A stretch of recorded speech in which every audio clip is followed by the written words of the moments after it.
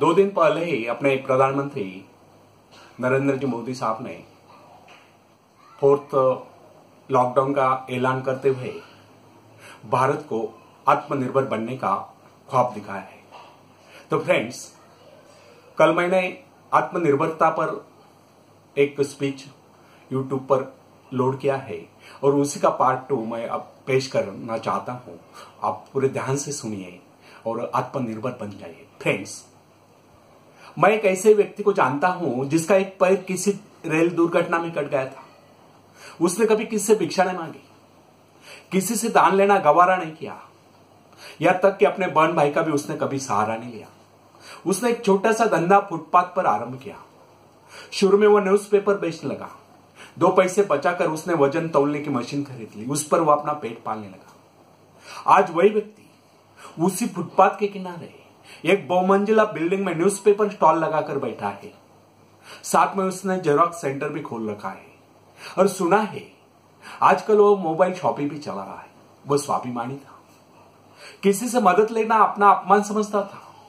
आज वही व्यक्ति उन लोगों को जिनके हाथ पैर सलामत है, ऐसे परिवारजनों को खिलाता पिलाता है, उनके हर प्रकार की सहायता और मदद करता है। तो इसमें किसी को हैरत न होगी। आज वो दूसरों की सहायता करने योग्य हो चुका है।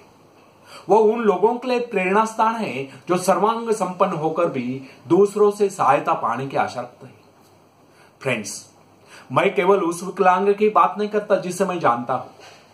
इस संसार में ऐसे बहुत से विकलांग लोग हैं जो अपनी हिम्मत से खुद भी खा रहे हैं और अपने परिवार को भी पाल रहे हैं।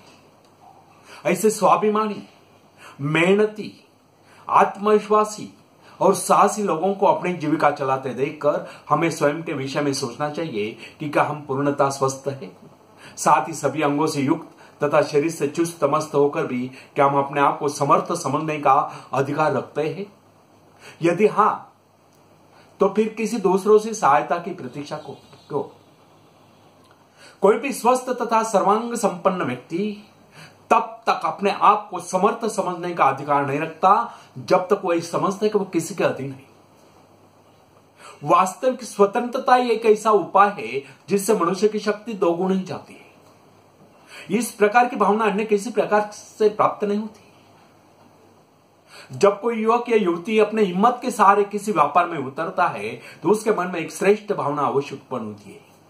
यही भावना उसे प्रसन्नता प्रदान करती है। इससे पहले किसी के अधीन रहकर चाहे वह कितना ही बड़ा कारोबार क्यों न कर चुका हो, परंतु उसे स्वतंत्रता से अपने आत्मविश्वास के सहारे साहस के साथ काम करने में एक नए आनंद का एहसास होता है। फ्रेंड्स, जब सागर शांत हो तो जहाज के चालक को अधिक होशियारी से जहाज चलाने की आवश्यकता नहीं पड़ती। लेकिन जैसे ही तूफान आता है और जहाज डूबने का खतरा पैदा होता है, तब यही चालक या कप्तान अधिक सावधानी बरतने लगता है। जब जहाज में सवार सभी लोग घबरा रहे होते हैं, तब यही कप्तान मुस्कुराता हुआ अपनी संपूर्ण योग्यता को काम में लाता हुआ जहाज को डूबने के संकट से बचाकर सही सलामत ले जाता है। वास्तविक ऐसी योग्यता की परीक्षा दुख और संकट के समय में होती है। फ्रेंड्स, जब कोई इंसान थोड़ी पूंजी लगाकर अपने व्यापार का विस्तार करता है तो उसे वर्षों तक कठोर परिश्रम करने पड़ता है।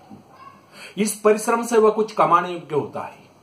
यह परिश्रम ही उसके विजय का प्रतीक होते हैं। अपने ग्राहकों को शब्द जाल में फंसाकर वह अपने व्यापार को बढ़ाता है और एक दिन सफल व्यापारी बन जाता है। बाद में छोटे मोटे कारोबारी संकट उसका कुछ नहीं बिगाड़ पाते। जो लोग इससे पहले उसे कम पूंजी वाला समझकर उसका मजाक उड़ाया करते थे, आज वही लोग उसकी सफलता की प्रशंसा करते हुए नजर आते हैं। इसे कहते हैं अपने हाथों अपने भाग्य का निर्माण, आत्मशक्ति का चमत्कार। फ्रेंड्स, जिसके पास धन की शक्ति हो उसे शिक्षा प्राप्त करके या विद्या प्राप्त करके आत्म विकास करने का अवसर कहां है? वह तो धन की शक्ति पर निर्भर रहकर यही सोचता रहता है, मैं चाहूं तो विद्वानों को खरीद सकता हूं। लेकिन फ्रेंड्स, जो विद्या प्राप्त करना सबसे जरूरी समझता है वह रात रात भर अध्ययन करता रहता है, क्योंकि उसे पता है कि उसका कोई सहारा नहीं है। सहारा बनेगा तो वह उसका अपना स्वयं का ज्ञान। फ्रेंड्स, जिस आदमी को यह पता हो जाता है कि उसे बाहरी सहायता मिलना बंद हो गया है, वह या तो अपने पांव पर खड़ा हो जाएगा या गिर जाएगा। वास्तविक उस समय उसे बहुत ही कठोर परिश्रम की आवश्यकता महसूस होती है।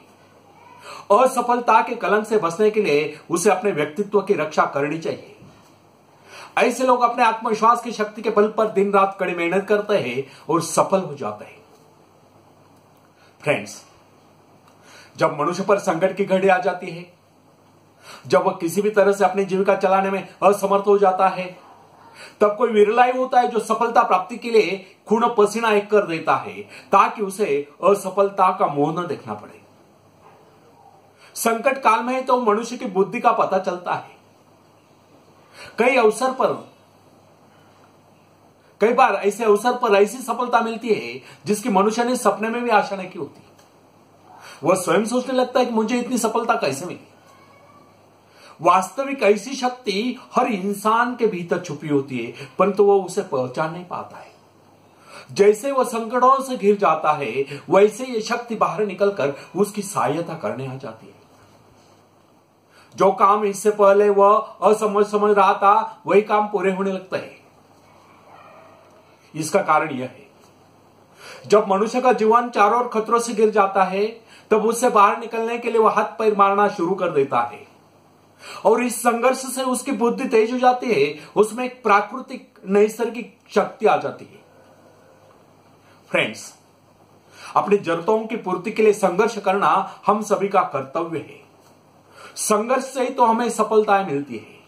जिनमें संघर्ष करने की इच्छा न हो, वह तो असभ्य और जंगली कहलाएगा। आवश्यकता तथा आवश्यक पदार्थों की दुर्लभता ही सदा से मानव जाति के विकास का कारण रही है। हर सभ्यता और संस्कृति का आधार श्रम और संघर्ष ही रहा है। जो अपना लक्ष्य पाने में खो गया, वही कुछ दे सका।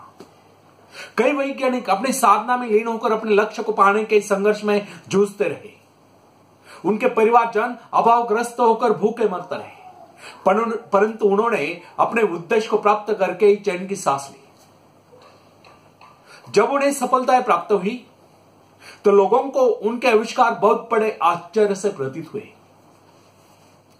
फ्रेंड्स, आवश्यकता ही आविष्कार की जननी है। यह जरूरत का ही कमाल है जिसने मानवीय सभ्यता को कहां से कहां पहुंचा दिया, अश्म युग से संगणक युग तक। जरूरत ही लक्ष्य का निर्धारण करती है, और इसे पाने के लिए वैज्ञानिक तथा शोधकर्ता जी जान से जुट जाते हैं। मनुष्य की गुप्त शक्ति का पता उस समय चलता है जब कोई जरूरत आकर उसके सामने खड़ी होती है। उसकी पूर्ति के लिए वह संघर्ष करता है। मनुष्य की यह गुप्त शक्ति आपातकाल में प्रकट होती है।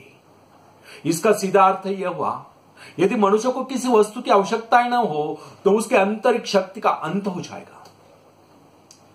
बाहरी सहायता लेने से भी इस आंतरिक शक्ति को बाहर निकलने का अवसर नहीं मिलता। जो काम इस शक्ति द्वारा लिया जाने वाला था, वही काम हम दूसरों की सहायता लेकर झटपट कर डालते हैं और पंगु तथा शक्तिहीन बने रहते हैं।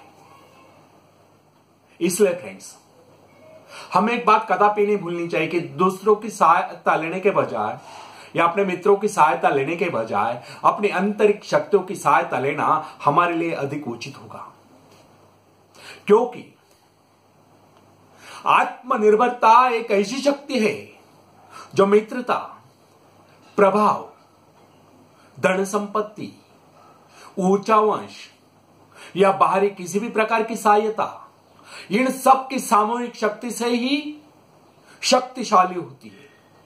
आत्मनिर्भरता की सहायता लेकर मनुष्य भीषण से भीषण बाधाओं को भी पार कर जाता है, भयंकर कठिनाइयों पर भी विजय प्राप्त करता है, बड़े से बड़े आविष्कार यानी कि शोध करने में भी सफल हो जाता है।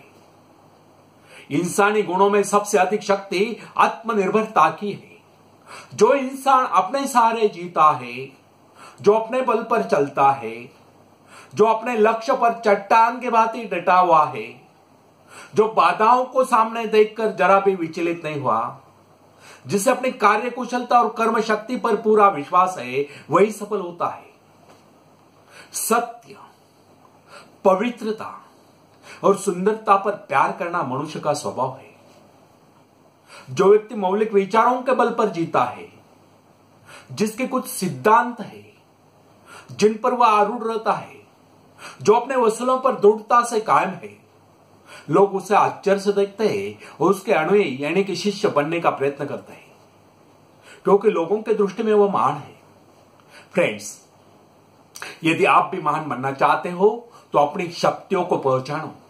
ईश्वर ने जो शक्ति आपको प्रदान की है वह आपके भीतर छुपी हुई है, उसे जगाकर बाहर लाओ। यदि आप उसे जगाने में सफल हो गए तो सफलताएं आपके कदमों तले होगी और आप कामयाबी के शिखर पर हो गए। फ्रेंड्स, आखिरी में हरिवंश राय बच्चन जी की कविता मैं पेश करना चाहता हूं। पूरे ध्यान से देखो और सुनो। लहरों से डरकर नौका पार नहीं होती, कोशिश करने वालों की कभी हार नहीं होती। कोशिश करने वालों की कभी हार नहीं होती। नन्ही चींटी जब दाना लेकर चलती है, चढ़ती दीवारों पर 100 बार फिसलती है। नन्ही चींटी जब दाना लेकर चलती है, चढ़ती दीवारों पर 100 बार फिसलती है।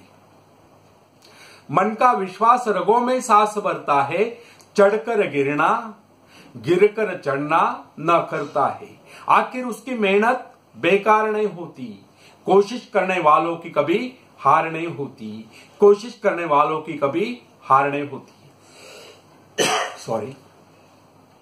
डुबकिया सिंधु में गोताखोर लगाता है, डुबकिया सिंधु में गोताखोर लगाता है, जा जाकर खाली हाथ लौट कर आता है। मिलते नहीं सहजी मोती गहरे पानी में, मिलते नहीं सहजी मोती गहरे पानी में, मुट्ठी उसकी खाली हर बार नहीं होती। कोशिश करने वालों की कभी हार नहीं होती। कोशिश करने वालों की कभी हार नहीं होती। और आखिरी पद है जो फेल्योर बच्चों के लिए बहुत ही प्रेरणादायी है। असफलता एक चुनौती है, इसे स्वीकार करो। असफलता एक चुनौती है, इसे स्वीकार करो। क्या कमी रह गई देखो और सुधार करो। जब तक न सफल हो नींद चैन को त्यागो तुम, संघर्ष का मैदान छोड़कर मत भागो तुम। कुछ किए बगैर ही जय जयकार नहीं होती। कोशिश करने वालों की कभी हार नहीं होती। कोशिश करने वालों की कभी हार नहीं होती। फ्रेंड्स, आप सबका बहुत मंगल हो, शुभ हो। इसी शुभकामना के साथ बहुत आशीष और जय हिंद।